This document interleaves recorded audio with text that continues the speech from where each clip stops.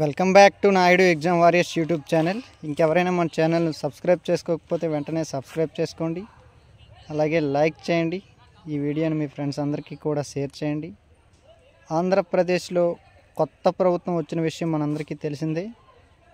ఈరోజే ముఖ్యమంత్రి గారు ఛార్జ్ కూడా తీసుకోవడం జరిగింది. సో ఛార్జ్ తీసుకున్న వెంటనే మొదటి సంతకం మెగా డిఎస్సి పైన పెడతానని ఎన్నికల హామీలో భాగంగా చెప్పడం జరిగింది.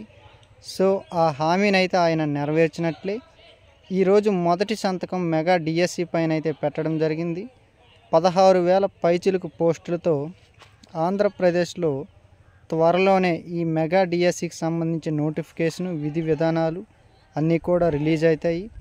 సో ఎవరైతే ఏపీ డిఎస్సికి ప్రిపేర్ అవుతున్నారో అందరికీ కూడా I wish you all the best. అందరికీ కూడా ఇది ఒక గుడ్ న్యూస్గానే చెప్పుకోవాలి. ఎందుకంటే దాదాపు చాలా కాలం నుంచి డిఎస్సి నోటిఫికేషన్ అయితే రాలేదు. సో అందరూ కూడా ఫోకస్ చేయండి. I wish you all the best.